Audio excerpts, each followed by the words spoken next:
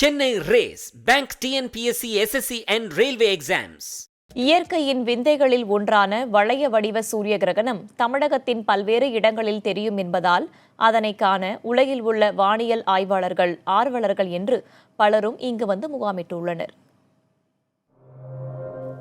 பூமிக்கும் சூரியனுக்கும் இடையே ஒரே நேர்கோட்டில் நிலவு வரும்போது அதன் நிழல் பூமியின் மீது விழும் நிகழ்வு சூரிய கிரகணமாகும். சூரியன் முழுவதும் நிலவால் மறைக்கப்படுவது முழு சூரிய கிரகணம். மையப்பகுதி மட்டும் மறைக்கப்பட்டு சூரியனின் விளிம்பு பிரகாசிப்பது வளைய சூரிய கிரகணம் அல்லது கங்கண சூரிய கிரகணம் என அழைக்கப்படுகிறது. இந்த அறிவியல் அதிசயம் தமிழ்நாட்டில் நிகழ உள்ளது. காலை 8 மணியளவில் தொடங்கும் இந்த நிகழ்வு பகல் 11:15 வரை ஏறக்குறைய 3 மணி நேரம் 30 நிமிடங்கள் நீடிக்கும். ஆனால் சூரியனின் மையப்பகுதியை நிலவு மறைப்பதால் வானில் தோன்றும் நெருப்பு வளையத்தை காலை 9:35 மணிக்கு சுமார் 2 நிமிடங்கள் மட்டுமே காண முடியும். அதன் பின் நிலவு விலகத் தொடங்கிவிடும். சூரிய கிரகணத்தை கண்டு அச்சப்பட தேவையில்லை என கூறும் விஞ்ஞானிகள் அதனை வெறும் கண்களில் பார்க்க வேண்டாம் எனவும் கூறுகின்றனர். சூரிய கிரகணத்தின் போது திறந்த வெளியில் இருப்பதோ உணவு உண்பதோ எவ்வித தீங்கையும் ஏற்படுத்தாது என்றும் அவர்கள் விளக்கியுள்ளனர்.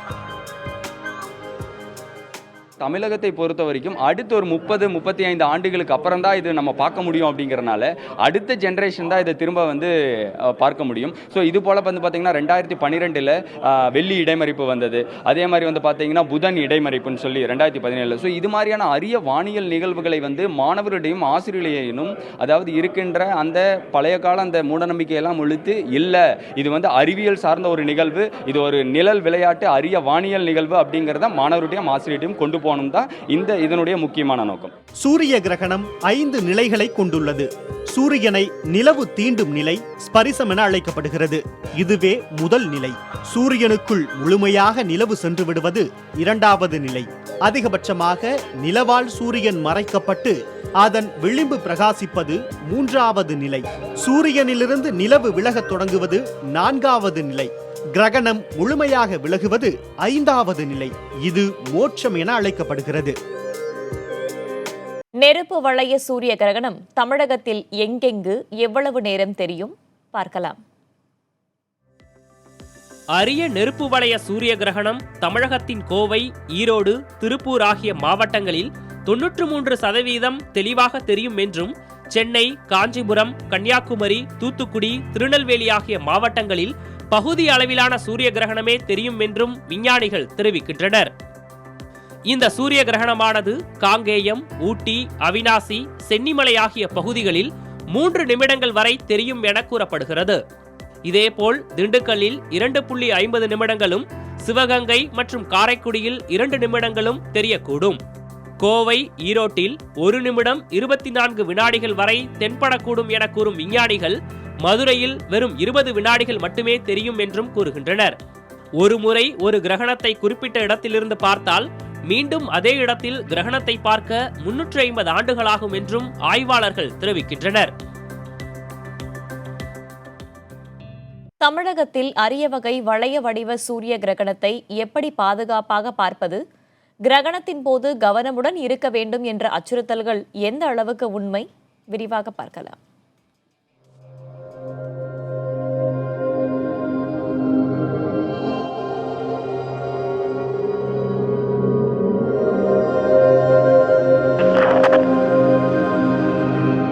வளைய வடிவ சூரிய கிரகணத்தை பெரும்பாலான சாமி திரைப்படங்களில் பார்த்திருப்போம். இது போன்ற காட்சிதான் தமிழகத்தின் 10 மாவட்டங்களில் தத்ரூபமாக நிகழ உள்ளது. சினிமாவில் பார்த்த காட்சியை நேரில் பார்த்துவிட வேண்டும் என்ற ஆவல் அனைவருக்கும் ஏற்படுவது என்னவோ இயல்புதான். ஆனால் வெறும் கண்களால் அந்த அரிய நிகழ்வை கண்டால் கண்களுக்கு பாதிப்பு ஏற்பட வாய்ப்புள்ளதாக எச்சரிக்கிறார்கள் விஞ்ஞானிகள். கூலிங் கிளாஸ் போட்டு பார்க்காதீங்க.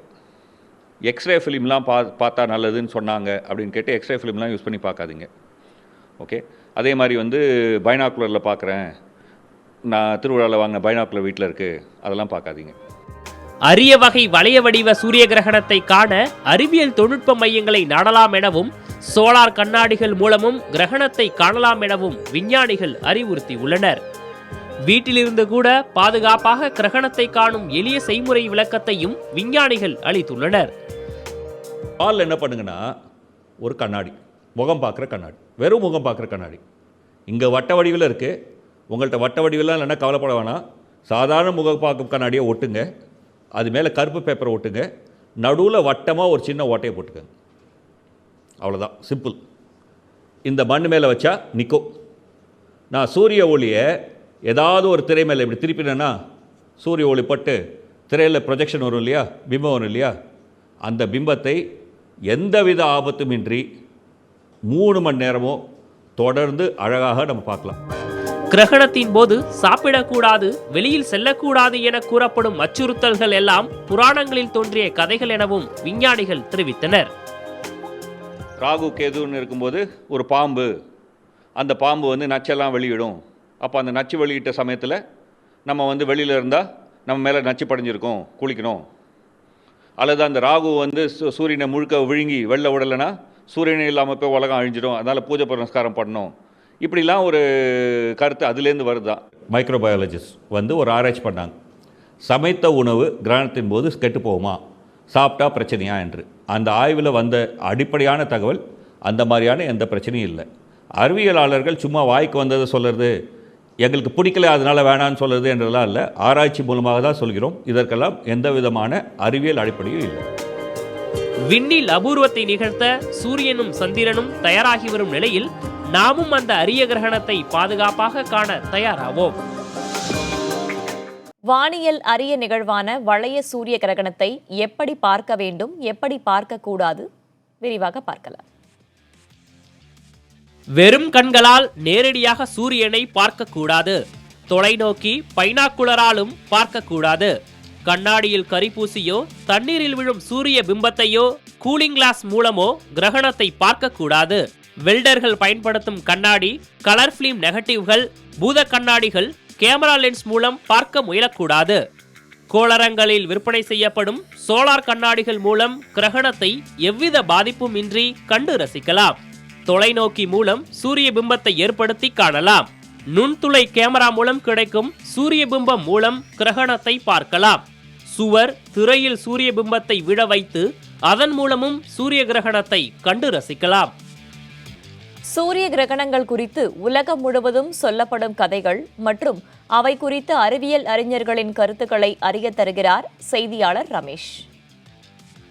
உலகம் முழுவதும் கிரகணங்கள் குறித்து பல்வேறு விதமான கதைகள் சொல்லப்படுவது உண்டு. இதற்கு அறிவியல் ரீதியாக விளக்கங்களும் உண்டு. அது என்னென்ன பார்க்கலாம்.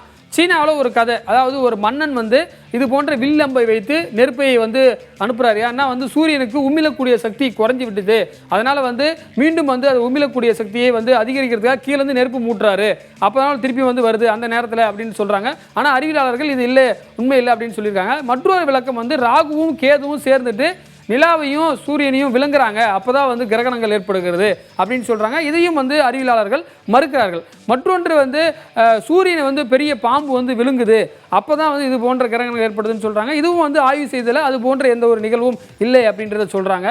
மற்றொன்று வந்து பார்த்தீங்கன்னா என்று சொன்னால், இந்த கிரகணங்கள் வந்து ஏற்கனவே வந்து பூமி, சூரியன், நிலா மூன்று ஒரே நேர்கோட்டில் அமையும் பொழுது சூரியனுடைய வெளிச்சத்தை மறைக்கும் பொழுது ஏற்படக்கூடிய அந்த தோற்றம் தான் வந்து சொல்லுறாங்க. அந்த அடிப்படையில் வந்து கர்ப்பிணி பெண்கள் வெளியில் வரலாமான்ற போது வந்து பார்த்துருக்காங்க. இது முன்னாடி பல கிரகணங்கள் ஆராய்ச்சி செய்து பார்த்தபோது அவர்களுக்கு எந்தவித பாதிப்பும் இல்லைன்னு சொல்கிறாங்க. அது மட்டும் இல்லாமல் பார்த்தீங்கன்னா வந்து உணவுப் பொருட்கள் கெட்டு போகுதுன்னு சொன்னாங்க.